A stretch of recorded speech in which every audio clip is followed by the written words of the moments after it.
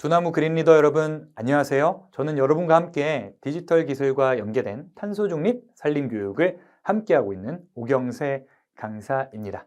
자, 지난 시간에 기후 변화와 기후 위기에 대해서 함께 알아보았습니다. 자, 이번 시간에는 탄소에 세금이 붙는다, 탄소와 관련된 세금에 대해서, 그리고 탄소 중립에 대해서 함께 살펴보도록 하겠습니다. 자, 이 사진을 보면 여러분 어떤 느낌이 드나요?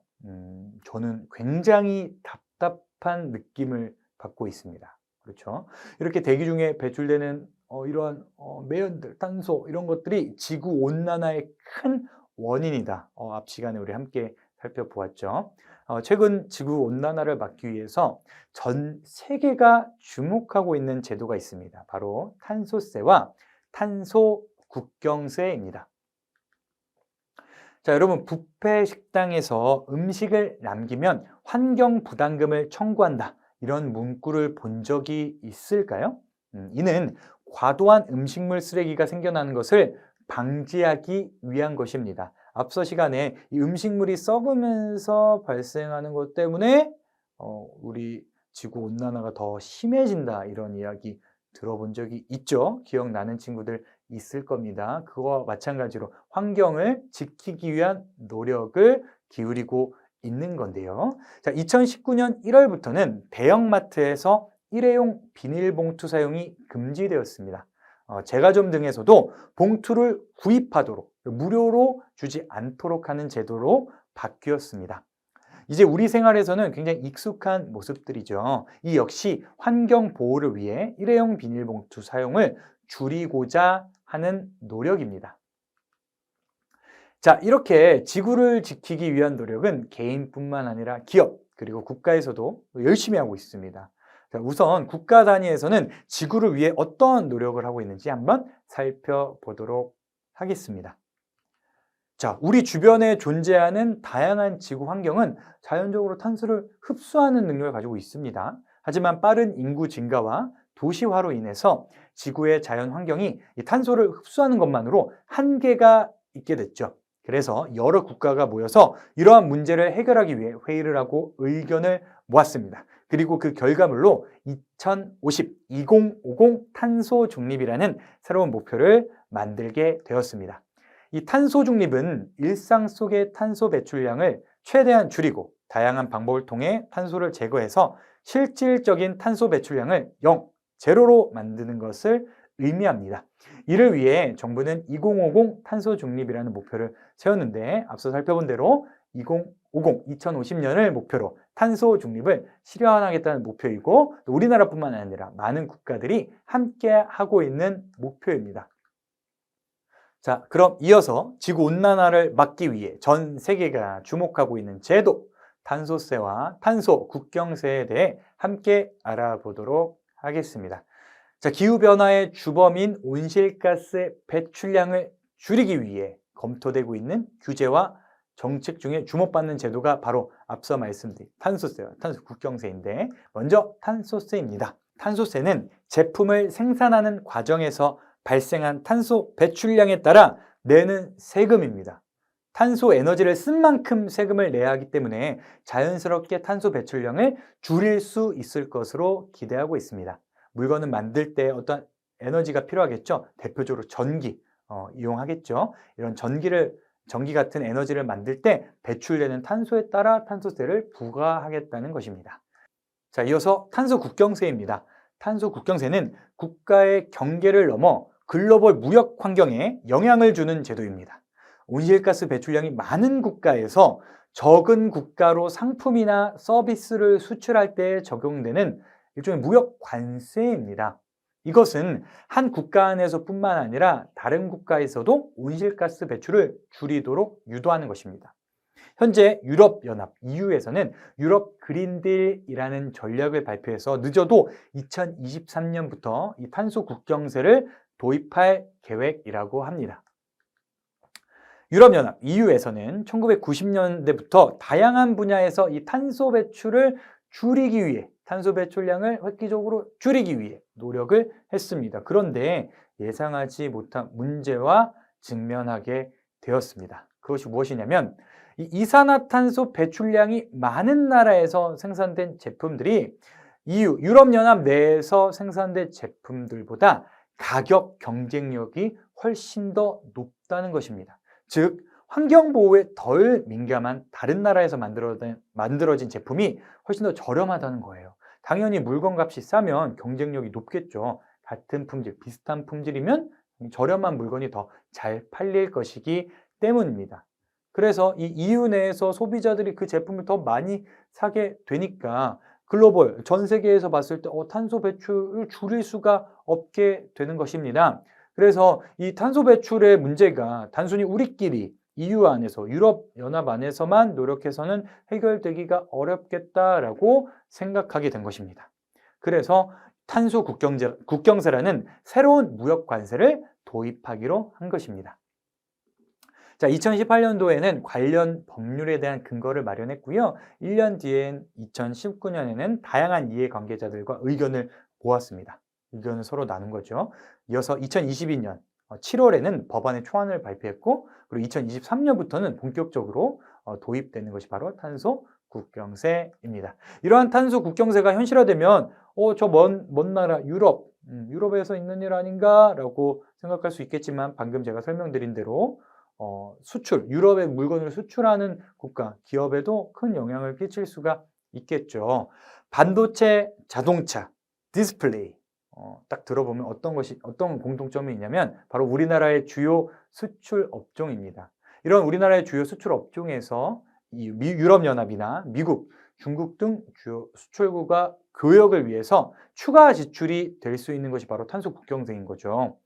똑같이 물건을 만들어서 수출하는데 과거에는 없었던 탄소 국경세가 생기는 겁니다. 그렇다면 탄소 배출을 줄이지 않으면 이 탄소 국경세 부담이 커지면서 우리나라 물건들의 가격이 비싸집니다. 그러면 가격 경쟁력을 상실하면서 우리나라 기업, 우리나라 국가가 큰 어려움을 겪을 수 있게 된다는 것이죠. 그래서 이 탄소 국경세, 저 먼 곳, 저 유럽에서만 있는 것이 아닌가라고 생각하는 것이 아니라 미래를 그리고 있는 여러분들, 우리 그린 리더 여러분들도 반드시 알아야 할 내용인 것입니다. 자, 그렇다면 이렇게 탄소 중립의 중요성이 점점 더 대두되고 있는데, 이 탄소 중립을 위한 구체적인 방법은 무엇이 있을지 살펴보도록 하겠습니다. 우리나라는 크게 5가지 방법으로 이 탄소 중립을 이루고자 하고 있답니다. 자, 탄소 중립을 위한 방법 첫 번째는 모든 분야의 전기 수소를 이용하는 것입니다.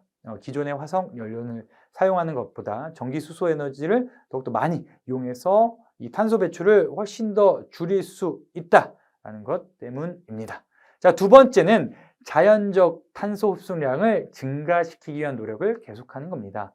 앞서서 지구는 스스로 탄소를 흡수하고 있는 능력이 있다고 했죠. 대표적으로 나무입니다. 현재는 점점 이 숲이 줄어들고 있잖아요. 나무 이렇게 벌목도 있고요. 이제 도시가 넓어지면서 숲들이 점점 나무로 이루어진 숲들이 점점 줄어드는 게 대표적인 문제인데, 이러한 무분별한 도시 확장이나 환경 파괴를 막고 자연을 복구하는 노력을 하고자 하는 것이죠. 세 번째는 재사용과 재활용을 최대로 끌어올리는 것이고요. 네 번째는 탈탄소 기술의 발전을 꾀하는 것입니다. 탄소 에너지를 활용하지 않더라도 지금 우리가 영위하고 있는 이 삶을 유지할 수 있도록 많은 방법들을 다양하게 연구하고 있습니다. 마지막으로는 이 디지털 기술의 발전으로 에너지 효율을 상승시키는 것입니다. 인공지능이나 빅데이터, 사물 인터넷 등 4차 산업혁명 기반 기술들을 활용하게 되면 에너지 효율을 높일 수가 있어서 탄소 배출을 많이 줄일 수 있어 탄소 중립에 조금 더 다가갈 수가 있다고 합니다. 자, 그렇다면 이 탄소 중립을 주요 숫자로 다시 정리해 보도록 하겠습니다. 자, 첫 번째 숫자 바로 제로입니다. 0이죠, 0. 대기 중 이산화탄소 농도 증가를 막기 위해 인간 활동에 의한 배출량을 최대한 감소시키고 흡수량을 증대하여 순 배출량이 0이 되는 것을 우리는 무엇이라고 했죠?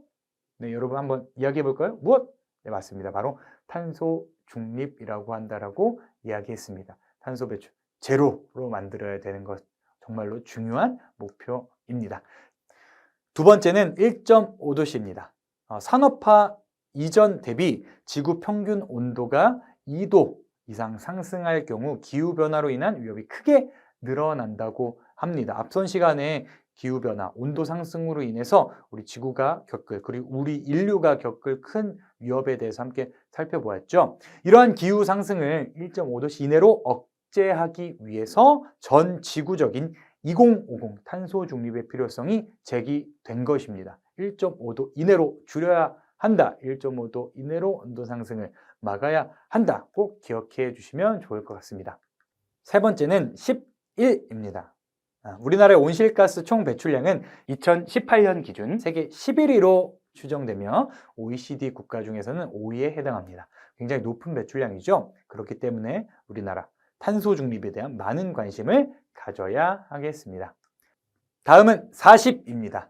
우리나라는 전 세계적인 2030 온실가스 감축 목표 상향에 동참하고 있습니다. 이게 무슨 말이죠? 2050 탄소 중립을 위해서 2030년까지 온실가스 감축을 하겠다. 온실가스 배출을 줄여내겠다라는 것인데요. 과거에는 2018년도까지는 이제 26.3% 줄이겠다라는 목표로 언제까지? 2030년까지 26.3% 줄이겠습니다라고 했는데 40%로 상향했다는 거 기억해 주시면 좋을 것 같습니다. 그러니까 조금 더 노력해서 우리 온실가스 배출을 줄여야겠다. 이 목표를 상향했다라고 보시면 되겠습니다.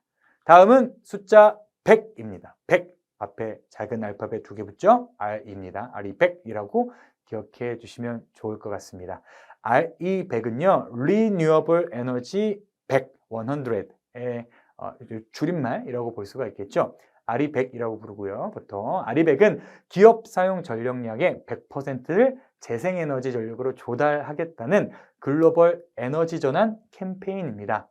애플이나 구글, BMW 같은 주요 글로벌 기업들이 잇따라서 이 RE100에 동참하고 있습니다. 2021년 5월 기준에서 전 세계 312개의 기업이 이 RE100 운동에 참여하고 있습니다.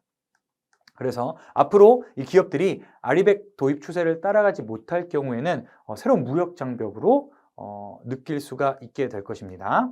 다음은 134입니다. 네, 화면에 보이는 것처럼 134 개국, 134개의 나라라는 뜻이죠. 어떤 뜻을 갖고 있는지 한번 살펴보도록 하겠습니다. 자, 2015년도에 있었던 파리 협정 이후에 탄소 중립을 선언하고 지지한 국가는 전 세계 134개국에 이르렀습니다. 굉장히 많은 국가가 탄소 중립에 동참하고 있는 것이죠. 그래서 탄소 중립이란 말은 그냥 단순히 기후 위기 대응을 위한 움직임이 아니라 전 세계 경제 질서나 산업 구조가 근본적으로 바뀌고 있음을 의미합니다.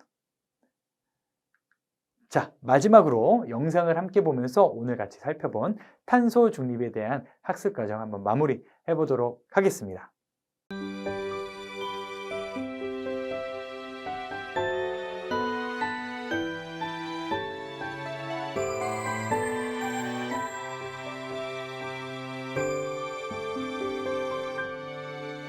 맑은 하늘 푸르른 바다 싱그러운 미래를 함께 만들어 가요.